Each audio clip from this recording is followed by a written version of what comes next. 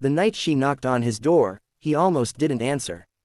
Rain hammered the tin roof of the small house, the wind rattling the loose window frame, and Daniel Carter sat at the kitchen table staring at a stack of unpaid bills.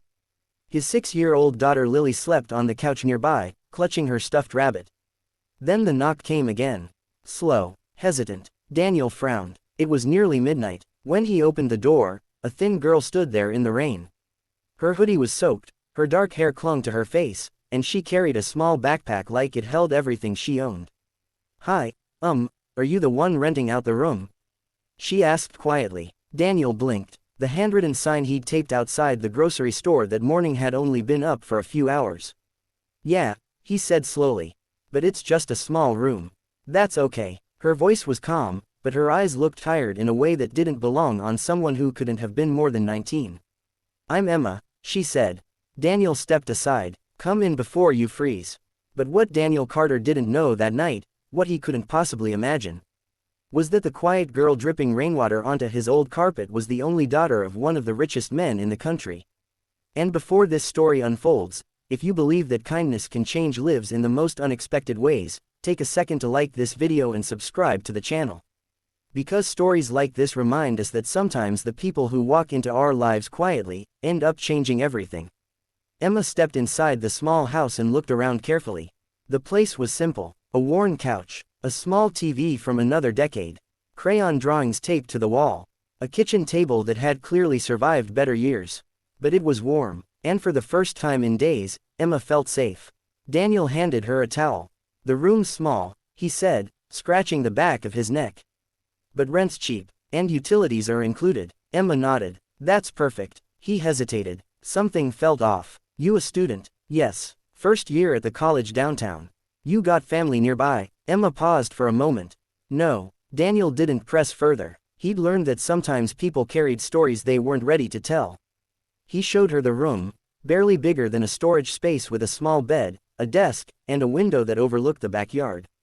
Emma smiled softly. "It's perfect." Daniel raised an eyebrow. Most people would have turned around and left. But she didn't. And that night, Emma moved in with nothing but a backpack and silence. Days passed quietly. Emma left early every morning for college and returned late. She kept to herself, spoke politely, and always washed her dishes. But what Daniel noticed most was how she treated Lily. One afternoon Lily sat at the table struggling with homework. Emma passed by and paused. "You stuck?" she asked gently. Lily nodded dramatically. "I hate math." Emma pulled up a chair. "Let's see." Within minutes, Lily was giggling while Emma turned the math problems into silly stories about apples and pirates. Daniel watched from the kitchen. Lily hadn't laughed like that in months. After his wife passed away 2 years earlier, laughter had become rare in their house. But Emma somehow brought it back without even trying. Soon Lily waited by the door every afternoon. "Is Emma home yet?" They started eating dinner together sometimes. Simple meals: pasta, soup, rice and eggs. Emma always insisted on helping cook. And Daniel noticed something strange. Despite wearing cheap clothes and living out of a small backpack, Emma carried herself differently. Her posture, her calm voice, the way she listened carefully when people spoke. Like someone raised in a world very different from this small house. One evening Daniel found her sitting on the porch staring at the sky. "You okay?" he asked. Emma nodded. "I just like quiet places." Daniel sat beside her. "You ran away from something." Emma didn't answer immediately. Then she said softly, "Something like that." Weeks turned into months. Emma became part of their little family. She helped Lily with school, packed her lunches, walked her to the bus stop. Daniel often worked late shifts at the auto repair shop, and Emma would watch Lily until he got home. She never asked for extra money, never complained, and every night, she studied at the small desk in her room until the lights went out. But one morning everything changed.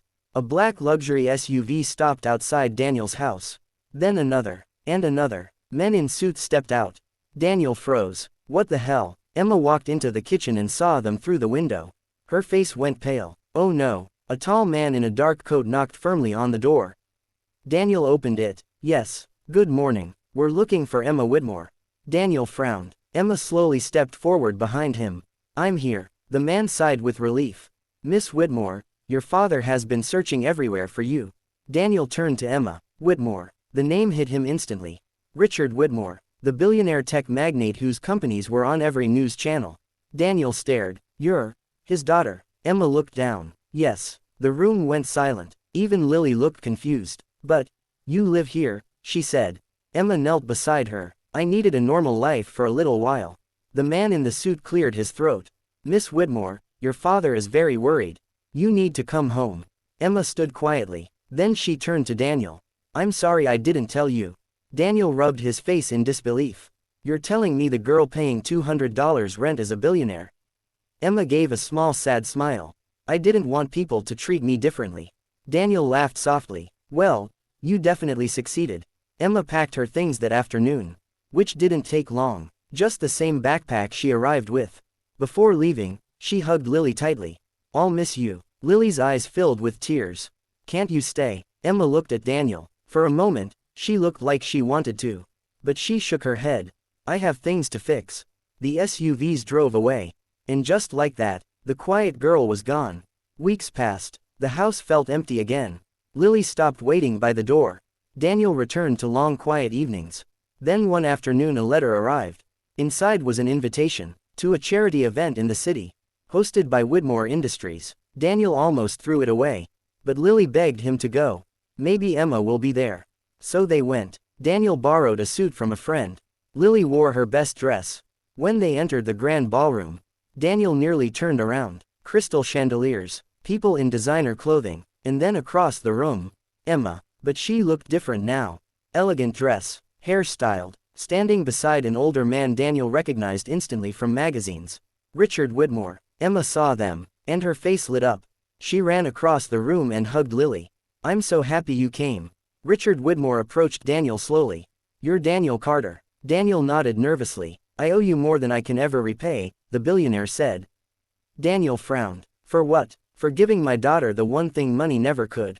Daniel looked confused. Richard smiled. A real home. Emma wiped a tear from her eye. Living with you showed me something, that people matter more than power. Months later, Whitmore Industries quietly funded a scholarship program for single-parent families, for kids like Lily, and Emma still visited the small house often. Because no matter how big the world became, the place where she once rented a tiny room for $200 a month would always be the place she found something priceless. A family, and sometimes the people who walk into our lives looking like strangers turn out to be the greatest blessings we never expected. So if this story touched your heart even a little, don't forget to like the video and subscribe to the channel. Because the next story might remind you of something important too. That kindness, even the smallest kind, can echo across lives in ways we may never see. Heart.